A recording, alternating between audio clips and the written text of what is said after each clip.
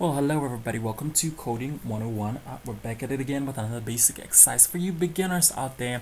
I'm gonna keep saying this to you guys out there who are about to write your your exams, your end of semester exams, because I'm filming this on November 2019. So I am assuming that a lot of you guys out there are about to write your final exams or your final tests or whatever. So I have a playlist that can really help you guys out there who are struggling with coding. It can really just show you how to do certain things. I have recursion, I have every single thing that would be challenged in a typical exam. So I encourage you to go to my channel and just check out my playlist and watch all those videos, and they can really help you on how to tackle basic exercises. I can assure you that if not one or two of those questions that are going to appear in your exam. So do check it out, and don't forget to subscribe, leave a comment in the comment section, and like as well. Let's keep this thing going. So in today's program, what we're going to do is that we're going to verify an ISBN number. So we're going to create a program that essentially verifies an ISBN number. An ISBN number is that number that you find at the bottom of a barcode in a book. So they call it the ISBN number. So we're going to verify if such a number given to us would be correct, because there's a way in which the ISBN number is supposed to be sort of calculated or done. So in order to verify it, you're supposed to do something like calculate 10 times the first number, and then 9 times the second number, and then 8 times this. Remember, this ISBN number has only 10 numbers. So we start from the beginning. The first number you calculate, you multiply it by 10, and then you take that product and you add it to another product, which is 9 times the second number. And then you take those two products and then you add them to the third product, which is going to be 9 times the third number. So you just keep decreasing the numbers that you're going to use to multiply with the numbers that are in the ISBN number. And then after you find the total of that thing that you have, you're going to take that total and you're gonna find out whether or not it's divisible by 11.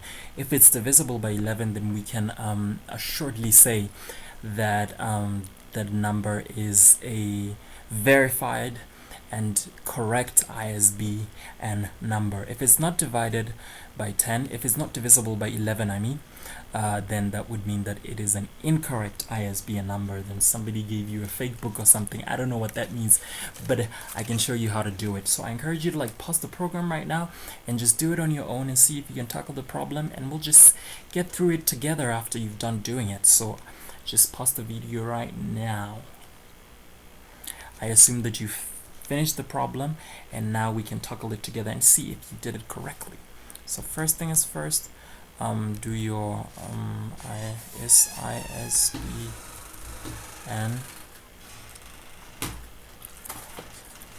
There you go. There's your function, and then what you do is that you just because you're getting a number there, you're going to turn that into a string in order to make it easier to iterate through it. And then you're just gonna put this count, because that's where you're gonna get your sum. Sorry about that. Let's do that again. And count is equals to 0.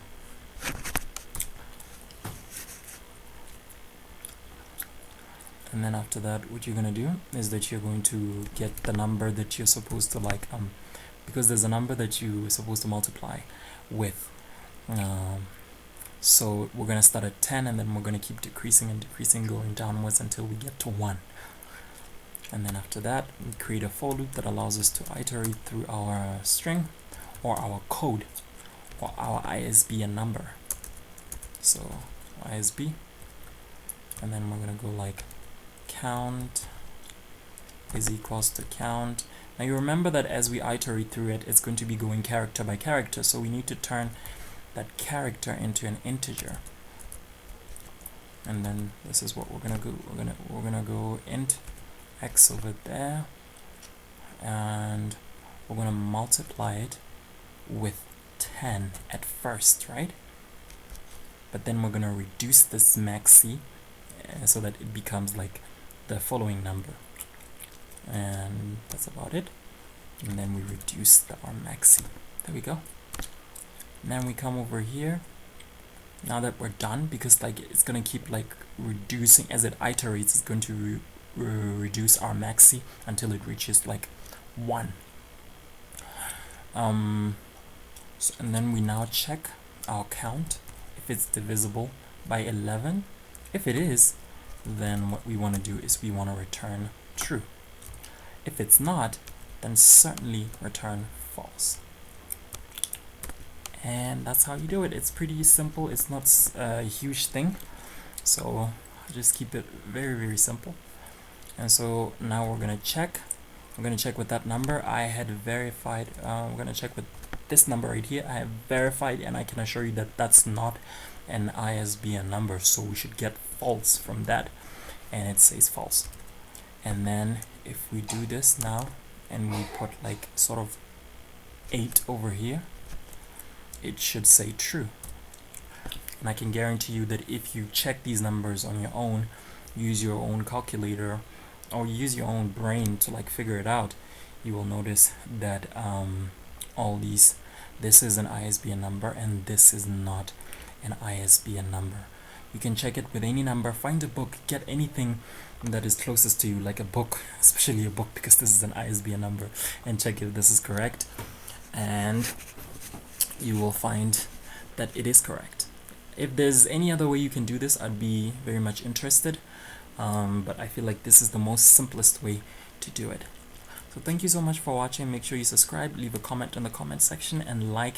I will see you next time on Coding 101.